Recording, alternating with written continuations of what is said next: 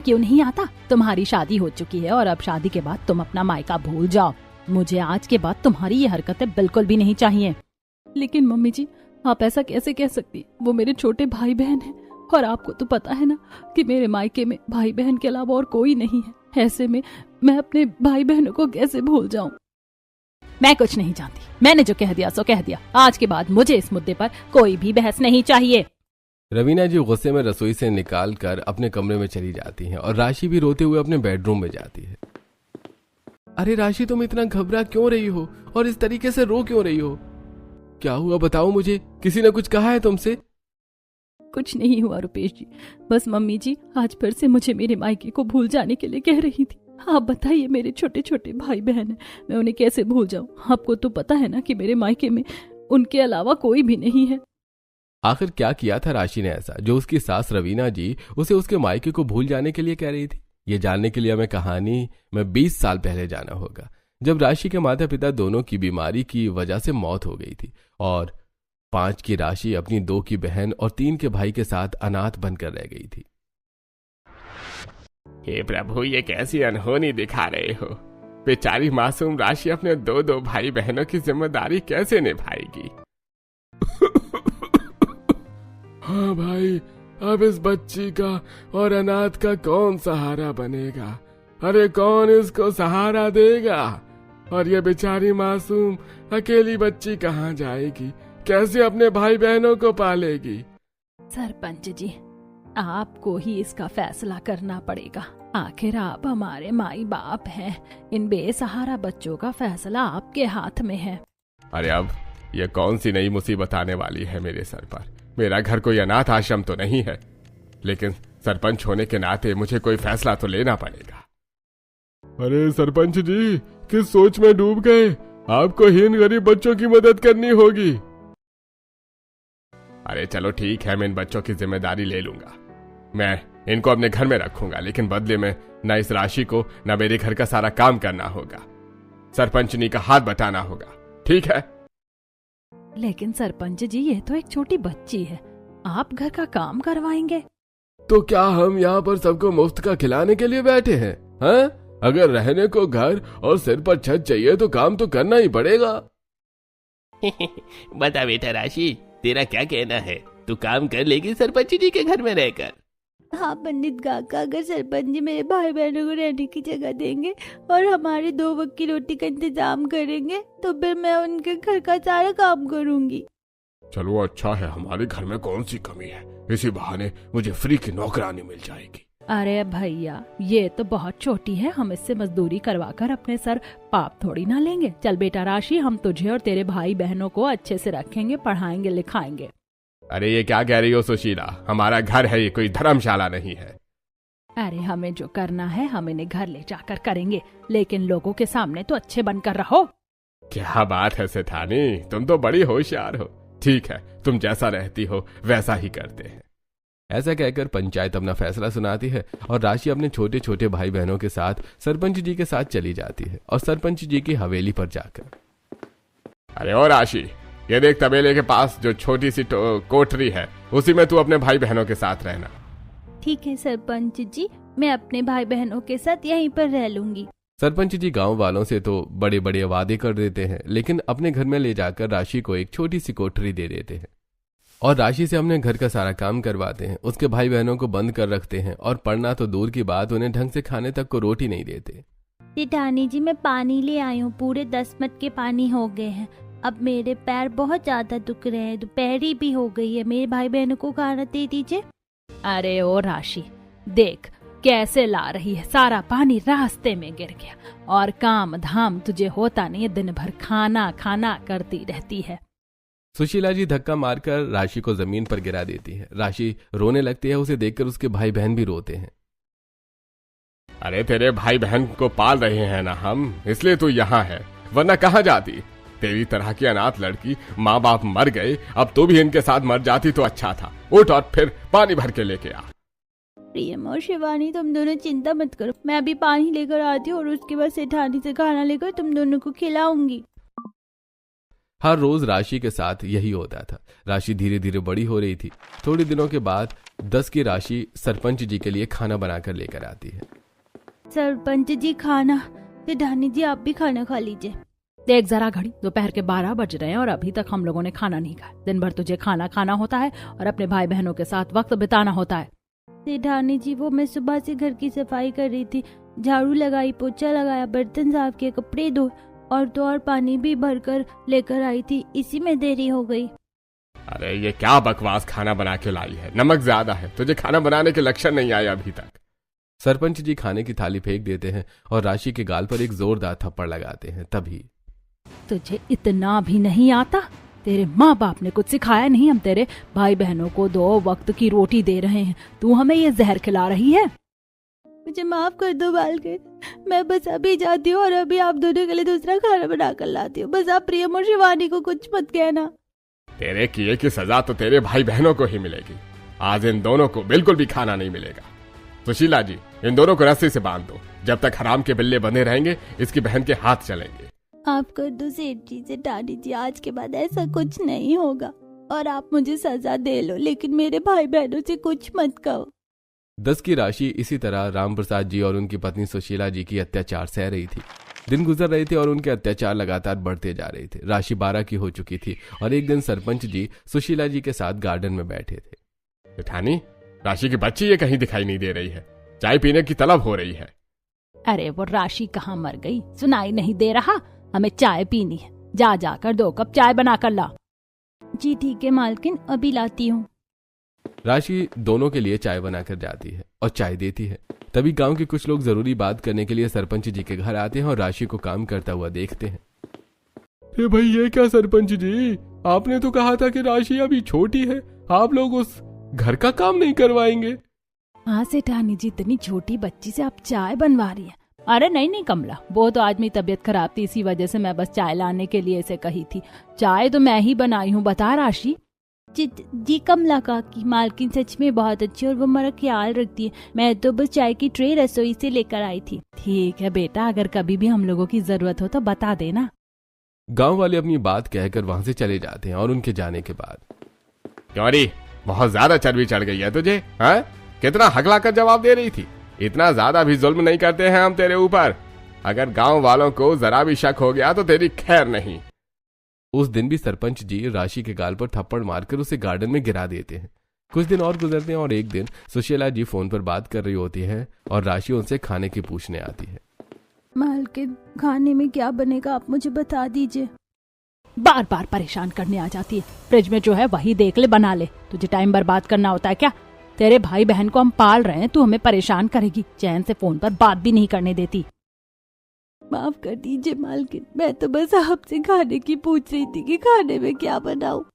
एक तो गलती करती है, ऊपर से जुबान चलाती है। तेरी तो अकल ठिकाने लगानी पड़ेगी। आज से 2 दिन तक तेरे भाई बहनों को खाना नहीं मिलेगा, तब जाकर तू सुधरेगी। राम प्रसाद जी और सुशीला जी के अत्याचार दिन पर दिन बढ़ते जा रहे थे। राशि उनके खेतों में काम करती थी, जिससे उसे थोड़े बहुत पैसे मिलते थे। इसके बदले वो अपने भाई बहनों को स्कूल पढ़ने के लिए भेज देती थी, लेकिन घर में कभी उन्हें रोटी नहीं मिलती थी तो कभी पहनने के लिए कपड़े। और एक दिन, अरे ये क्या किया है? कैसे कपड़े धोए तूने? देख, दाग भी साफ नहीं हुए। तेरे जैसे अनाथ को हमने पाला, अब तो हमारे कपड़े भी खराब करेगी, है? तेरे भाई बहन को बाहर भूखा रख दूंगा आज। अरे ओ राशि, ये बर्तन ऐसे साफ होते हैं? तेरे माँ बाप ने तुझे सिखाया नहीं क्या कुछ? हम तेरे भाई बहन को पाल रहे हैं और तू हमारे बर्तन भी ठीक से नहीं मांज सकती। ऐसे रोज रोज छोटे छोटे कामों में गलती पर मार, ताने, थप्पड़, धक्के खाकर राशि 20 साल की हो जाती है। सरपंच रामप्रसाद जी और सुशीला जी ने उसे अपने घर में नौकरानी बनाकर रखा था और उसके भाई प्रियम और बहन शिवानी को भी कोठरी में बंद करके रखा। कभी कभी मारते, खाना कम देते, पढ़ने नहीं देते। राशि हर दिन रोती, लेकिन भाई बहनों के लिए सब सहती जाती। और राशि 20 साल की हो गई थी। सरपंच जी के घर के बाहर दलान में बैठे सिगार पी रहे थे। तभी पंडित जी आते। राधे राधे सरपंच जी, क्या हाल चाल है? बस आपकी कृपा है पंडित जी, बताइए कैसे आना हुआ? आपके घर में जो बच्ची रह रही है ना, राशि बिटिया, उसकी शादी विवाह के बारे में कुछ सोचिए। अब ये जवान हो गई है, लड़की 20 साल की हो गई है। अच्छा पंडित जी, क्या खूब बात कही है आपने। अरे जब बचपन में इनका कोई नहीं था तब तो इन्हें मेरे पल्ले बांध दिया, मैंने पाल पोस कर बड़ा किया, इतना नमक खिला दिया अपना। अब आप चाहते हैं कि इसकी शादी का खर्चा भी मैं उठाऊं? और फिर ये भी तो सोचिए, अगर इसकी शादी हो गई तो घर का काम कौन करेगा? क्या मैं अलग से नौकरानी रखूंगी? मैंने यहाँ खैरात लगा रखी है क्या? देखिए सरपंच जी, अगर आप इसको अपने पास घर में ही रखेंगे तो आपकी क्या इज्जत रह जाएगी समाज में? सरपंच ने अपने मतलब के लिए और एक गरीब लड़की का फायदा उठाया और अब वो अपने घर में ही रख लिया और उससे नौकरी कराता है, काम धंधा कराता है। तो बताइए पंडित जी, क्या करूं? मेरे पास इस लड़की की शादी के लिए पैसा नहीं है। अरे आप शादी के खर्चे की चिंता मत करिए, मेरे पास एक यजमान है, उन्हें दहेज नहीं चाहिए, वो केवल संस्कारी लड़की चाहते हैं और उन्हें राशि की फोटो पसंद भी आ गई है। अच्छा ठीक है, लेकिन मैं शादी में 1 रुपया भी नहीं लगाऊंगा, उल्टा मुझे 2 लाख रुपए चाहिए। मैंने इतना खर्चा किया है इसके ऊपर। ठीक है, छोटा लड़का है और उन्हें संस्कारी लड़की चाहिए, ना कि दहेज, और 2 लाख रुपए तो वो हंसते हंसते दे देंगे। चलो अच्छा है, इस राशि की शादी हो जाएगी तो फिर इसकी बहन शिवानी और इसका भाई प्रियम हमारे घर के काम करेगा। रामप्रसाद जी शादी के लिए हाँ कह देते हैं। पंडित जी संतोष जी के घर पहुंचते हैं, जहां रुपेश के माता पिता संतोष जी और रवीना जी बैठे हैं। राधे राधे संतोष जी, रवीना जी, अच्छी खबर लाया हूँ। सरपंच रामप्रसाद जी ने हाँ कर दी है राशि बिटिया की शादी के लिए। लड़की बहुत अच्छी है, सुंदर, संस्कारी, मेहनती।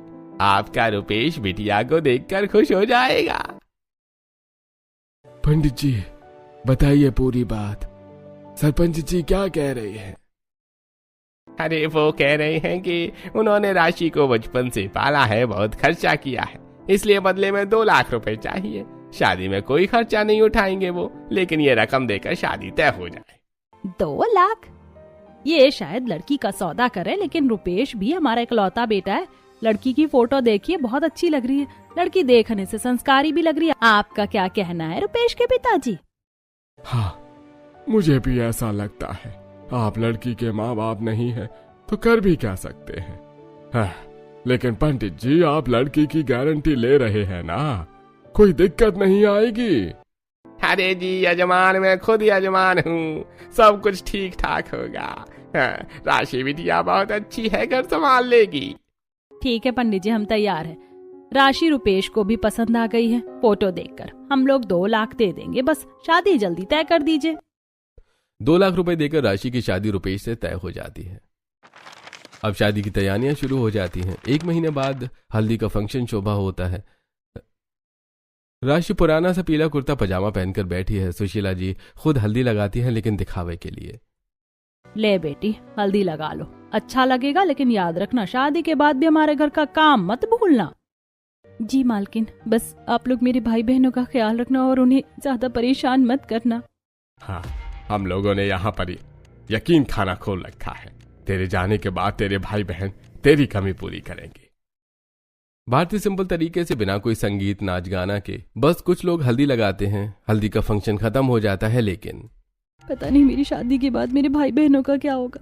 मेरे प्रियम और शिवानी को हल्दी लगाने का मौका भी नहीं मिला। कहीं सरपंच जी और सेठानी जी उनके साथ भी वही व्यवहार ना करे जो मेरे साथ करते आए हैं। दीदी आप चिंता मत करो, आपकी शादी हो जाएगी तो कम से कम आपको इस नर्क से छुटकारा मिल जाएगा। हाँ दीदी, हम देखते हैं कि सरपंच जी और सेठानी जी आपको कितना दुखी करते हैं। वो आपको कितना मारते पीटते और परेशान करते हैं। तुम दोनों बिल्कुल भी परेशान मत होना। मेरी शादी के बाद मैं अपने मायके को कभी भी नहीं भूलूंगी, और जब भी तुम्हें मेरी जरूरत हो तो मुझे फोन कर देना। एक एक करके राशि की शादी के सारे फंक्शन खत्म हो रहे होते हैं। उसकी मेहंदी वाले दिन पड़ोस की औरतें उसे मेहंदी लगाती हैं। शादी भी सरपंच जी के घर के आंगन में एक छोटे से मंडप में होती है। कोई बड़ा बैंड बाजा नहीं, बस पंडित जी मंत्र पढ़ते हैं। राशि सिंपल से लहंगे में दुल्हन बनकर मंडप में बैठी है। अब कन्यादान की रस्म अदा कीजिए। राम प्रसाद जी, राशि को रुपेश को सौंप दो। ये लो बेटा, ये तुम्हारी है। अब भगवान मेरे भाई बहनों का ख्याल रखना। बहुत ही साधारण तरीके से राशि की शादी हो जाती है। पूरे समय राशि को अपने भाई बहनों की चिंता होती है, और शादी पूरी होने के बाद विदाई का समय आ जाता है। राशि भाई बहनों से मिलने जाती है। तुम दोनों अपना ख्याल रखना, मैं जल्दी मिलने आऊंगी। दीदी आप मत रोना। दीदी आप खुश रहना। बस करो, अब अपनी बहन को जाने दो, रुपेश बेटा इंतजार कर रहा है। राशि विदा होकर रुपेश के साथ ससुराल चली जाती है। कार में बैठकर भी बार बार पीछे मुड़कर देखती है। ससुराल पहुंचकर गृह प्रवेश बहुत अच्छे से होता है। रवीना जी कलश रखती हैं और आरती उतारती हैं। आ बेटा राशि, ये तेरा नया घर है, पैरों से कलश गिराकर अपने घर में प्रवेश करो। बेटी, अब तू हमारी बेटी है, अब तुम अपने ससुराल में हो। गृह प्रवेश के बाद राशि को अच्छे से स्वागत मिलता है, लेकिन राशि का मन अभी भी भाई बहनों के पास ही रहता है। वो सोचती है, काश मेरे भाई बहन भी यहाँ होते। क्या सोच रही हो राशि बेटा, मायके की याद आ रही है क्या? अरे बेटा, अब तुम अपनी ससुराल में आ गई हो, और ससुराल में हो तो मायके को भूल जाओ और जाकर आराम करो। मेरे भाई बहनों का ख्याल रखना। बहुत ही साधारण तरीके से राशि की शादी हो जाती है। पूरे समय राशि को अपने भाई बहनों की चिंता होती है, और शादी पूरी होने के बाद विदाई का समय आ जाता है। राशि भाई बहनों से मिलने जाती है। तुम दोनों अपना ख्याल रखना, मैं जल्दी मिलने आऊंगी। दीदी आप मत रोना। दीदी आप खुश रहना। बस करो, अब अपनी बहन को जाने दो, रुपेश बेटा इंतजार कर रहा है। राशि विदा होकर रुपेश के साथ ससुराल चली जाती है। कार में बैठकर भी बार बार पीछे मुड़कर देखती है। ससुराल पहुंचकर गृह प्रवेश बहुत अच्छे से होता है। रवीना जी कलश रखती हैं और आरती उतारती हैं। आ बेटा राशि, ये तेरा नया घर है, पैरों से कलश गिराकर अपने घर में प्रवेश करो। बेटी, अब तू हमारी बेटी है, अब तुम अपने ससुराल में हो। गृह प्रवेश के बाद राशि को अच्छे से स्वागत मिलता है, लेकिन राशि का मन अभी भी भाई बहनों के पास ही रहता है। वो सोचती है, काश मेरे भाई बहन भी यहाँ होते। क्या सोच रही हो राशि बेटा, मायके की याद आ रही है क्या? अरे बेटा, अब तुम अपनी ससुराल में आ गई हो, और ससुराल में हो तो मायके को भूल जाओ और जाकर आराम करो। शादी की भागदौड़ में थकान हो गई है, चलिए आराम करते हैं। राशि रुपेश के साथ जाकर कमरे में आराम करती है, और अगले दिन सुबह सुबह वो काफी खुश होती है, क्योंकि उसे पग फेरे की रस्म के लिए अपने मायके जो जाना था। प्रियम और शिवानी, आज मैं अपने भाई बहनों से मिलूंगी। पता नहीं वहां से आने के बाद सरपंच जी ने मेरे भाई बहनों के साथ कैसा व्यवहार किया होगा। राशि बेटा, आज तुम पहली बार अपने मायके जा रही हो। अपने भाई बहनों के लिए बहुत सारे उपहार लेकर जाना, और मैं गाड़ी में मिठाई के डब्बे रखवा दी हूँ, वो भी लेकर जाना। राशि, अगर तुम तैयार हो तो हम चलते हैं। हाँ ठीक है, चलिए। राशि खुशी खुशी जल्दी से गाड़ी में बैठती है और सरपंच जी के घर जाकर गाड़ी रोकती है। राशि गाड़ी में से उतरकर सारे तोहफे निकालती है और अपने भाई बहनों को देते हुए कहती है, शिवानी और प्रियम, मेरे प्यारे छोटे भाई बहन, ये लो तुम्हारे लिए। देखो मेरी सासू माँ ने तुम्हारे लिए कितने सारे तोहफे भेजे हैं। क्या बात है, ये राशि तो सच में बहुत ही अमीर लोगों के घर गई है। चलो अच्छा है, अब जब भी यहाँ पर आएगी ये तो ऐसे ही तोहफे लेकर आएगी और हम रख लेंगे। अरे ये सब मेरे पास रहने दे। राशि और प्रियम तो अभी बच्चे हैं, ये दोनों इतनी महंगी चीज कैसे संभाल पाएंगे। राशि को अपने भाई बहनों से मिलने की खुशी होती है, लेकिन सरपंच जी सारा सामान अपने पास अपने कमरे में रख लेते हैं, जिसे देखकर राशि के पति रुपेश को शक होता है। और वो जब राशि के साथ रुपेश लौट कर आता है तो वो अपनी माँ रवीना को सारी बात बताता है। मम्मी, मुझे ऐसा लगता है कि राशि के मायके में कुछ न कुछ तो गड़बड़ है। सरपंच जी ने उसके भाई बहनों के लिए लाए हुए सारे तोहफे अपने पास रख लिए। बेटा रुपेश, मुझे ऐसा लगता है कि कुछ ना कुछ तो दाल में काला है, वो हमें पता लगाना होगा। अगले दिन राशि की पहली रसोई होती है। वो पहली रसोई की तैयारी करने के लिए रसोई में आती है। मम्मी जी प्रणाम, बताइए मुझे पहली रसोई में क्या बनाना है? राशि बेटा एक काम करो, अपनी पहली रसोई में तुम हलवा और पूरी बना लो। ठीक है मम्मी जी, मैं अभी बना देती हूँ। राशि अपनी पहली रसोई में जब खाना बना रही थी तो ना उसके भाई और बहन का फोन आता है। राशि फोन उठाती है। हाँ प्रियम, क्या हुआ, तुम रो क्यों रहे हो? शिवानी कहाँ पर है? दीदी, आज सुबह सरपंच जी ने शिवानी को चाय बनाने के लिए कहा था। चाय में चीनी कम होने की वजह से सरपंच जी ने फिर से शिवानी को मारा और सेठानी ने उसकी उंगली चाय से जला दी। हे भगवान, मुझे लग ही रहा था कि सरपंच जी तुम्हारे साथ अच्छा व्यवहार नहीं करेंगे। तुम दोनों चुप हो जाओ, मैं आ रही हूँ। राशि परेशान होकर जल्दी जल्दी पहली रसोई का खाना बनाती है और जल्दबाजी में घर से निकलकर सरपंच जी के घर जाती है। ये सब हॉल में बैठी हुई रवीना जी देख रही होती हैं। राशि जैसे ही सरपंच जी के घर पहुंचती है वो देखती है कि सरपंच जी भाई बहनों को परेशान कर रहे थे। तेरे बहन की शादी हो गई है तो क्या हुआ, अब खाना तू बनाएगी और झाड़ू पोछा तू करेगा, गाड़ी साफ करेगा, खेत में हल जोतेगा। हे भगवान, ये क्या हो रहा है यहाँ पर? सरपंच जी, मैं आपके हाथ जोड़ती हूँ, मैंने आपसे कहा था ना कि आप मेरे भाई बहनों को परेशान नहीं करोगे। अच्छा, तो इस घर में अब काम कौन करेगा? अगर तू ससुराल चली गई है तो तेरे हिस्से का काम ये भाई बहन ही करेंगे ना? राशि उस दिन अपने भाई बहनों को लाड प्यार करके वापस अपने ससुराल लौट आती है। अगले दिन फिर से राशि रसोई में खाना बना रही थी और गैस पर चावल उबाल रही थी, तभी उसको फोन बजता है। हाँ प्रियम, क्या हुआ बेटा? सरपंच जी ने फिर मारा? तुम रुको, मैं अभी आ रही हूँ। राशि गैस बंद किए बिना ही दौड़कर निकल जाती है। अरे ये क्या, खाना बीच में छोड़कर कहाँ भाग गई? नहीं, बहू आई अभी से मायके की तरफ भागने लगी, कुछ तो गड़बड़ है। देखिए जी, आपकी बहू खाना छोड़कर भाग गई, क्या कर रही है ये? अरे रवीना, शायद कोई जरूरी काम होगा, नई बहू है, थोड़ा समय दो। समय? मैंने तो अपनी सारी जिंदगी इस घर में बिताई, कभी मायके नहीं भागी, ये रोज रोज भागेगी तो घर कैसे चलेगा? उस दिन रवीना राशि को कुछ नहीं कहती और अगले दिन राशि आंगन में कपड़े धो रही थी, तभी उसका फोन बजता है। हाँ शिवानी, सिठानी जी ने फिर मारा। रुक तू, रो मत, मैं भी आ रही हूँ।